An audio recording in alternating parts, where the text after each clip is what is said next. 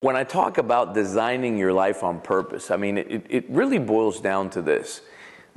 Our lives and where we are in our life right now is a result of the beliefs that we have that have been conditioned from the beginning of our lives within us. And when you really take a good hard look at it, were those beliefs things that were conditioned in you on purpose? I mean, did you desire to have those beliefs? Did you desire to have that conditioning?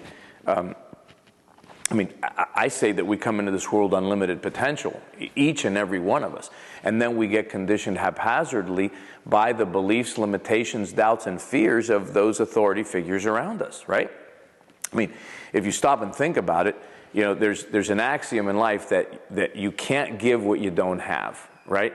And there's another axiom that you don't know what you don't know, right? Now, I have a personal belief that every single person in this world does the very best they can at every moment in time based upon their level of awareness.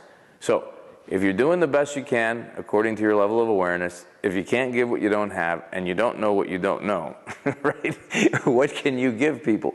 You can give people what you're aware of, right? You can give them what you do have, and you can give them what you do know, right?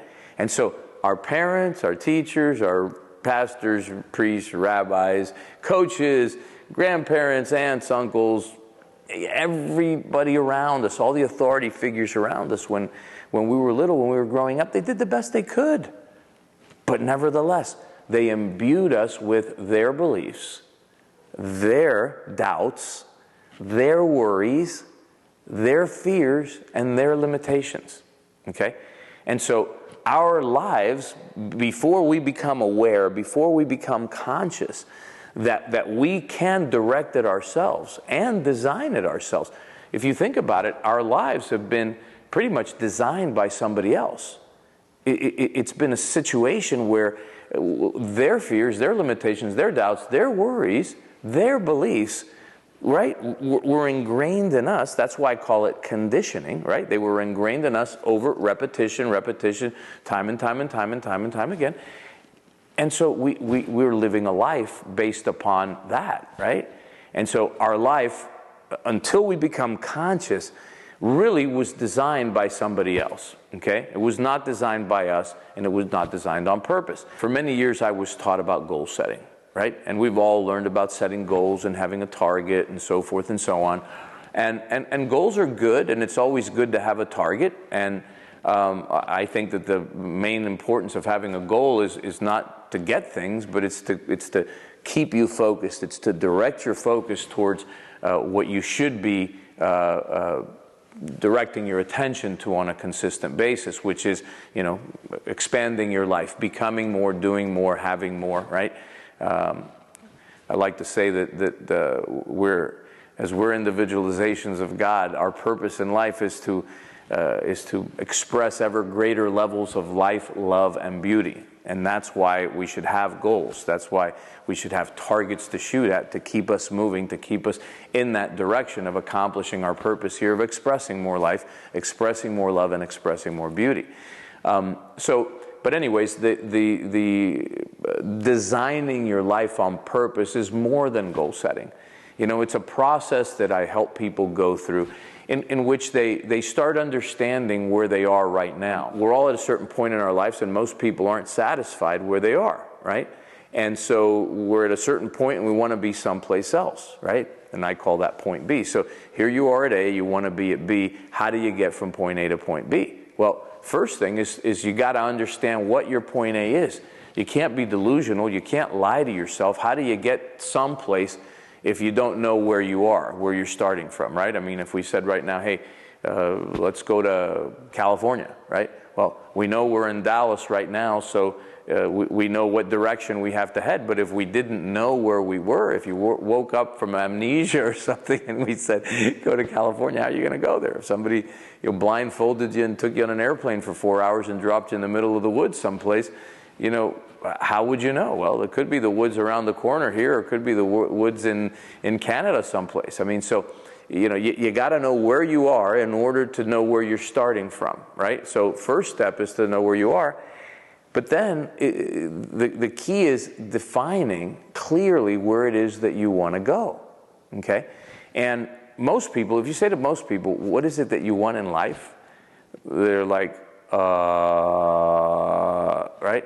Or they'll go, well, I want more success, or I want more money, or I want rich, I want to be rich, I want to be...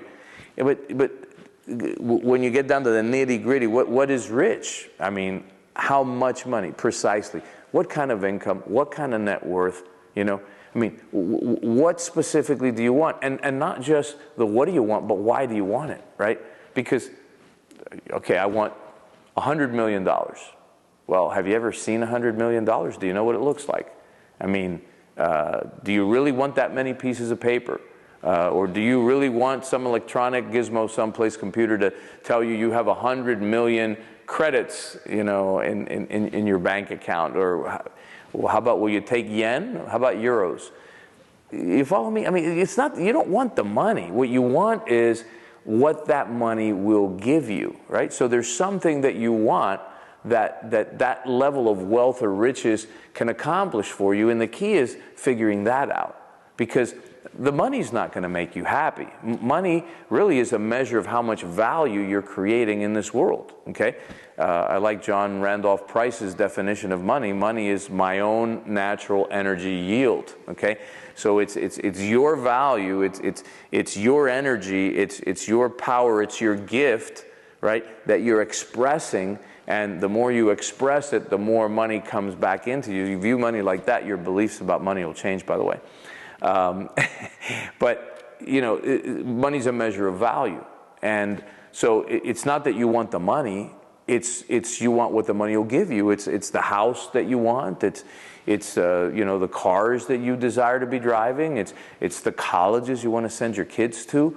It's the gifts that you want to give the people you love. It's the lifestyle that you want to provide the people you love. It's the vacations that you desire to take. And you know, even beyond that, I mean, it's the cultures that you want to study. I mean, what is a vacation? In Europe, they call it a holiday.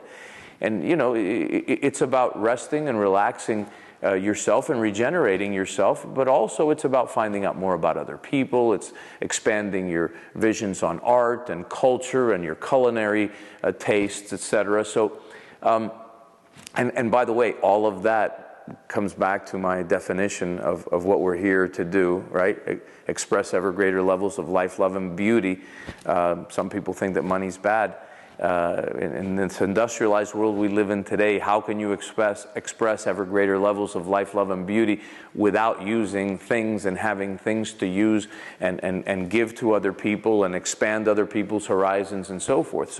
So designing your life on purpose means you taking the time to really get clear about what your life really needs to be about, what it needs to mean. And it's good to have your purpose clearly defined in this whole process, because you know, knowing what your gifts are and knowing what you love to do and what you you know, what you love to share with other people really is you know, like the major key, right, to determining what lifestyle you desire. But the powerful thing about this whole thing, when you get down to the nitty-gritty of it, really is this: is that in order to have, you have to be, okay? And so you're at point A, you want to be at point B, and what people don't understand is, see, they want to think like they think right now. They want to be the point A person that they are right now, but they want to have those point B type results. And what they don't understand is the biggest reason and the most powerful reason to figure out exactly what you desire in life is because when you figure out what you desire in life, the person that has what you desire in life is the person that you need to become in order to have that. That's what starting with the end in mind is all about. Figure out what you want, what kind of life you want, what lifestyle, what you want to do, and then become the person that would have that. And that's how you'll get it.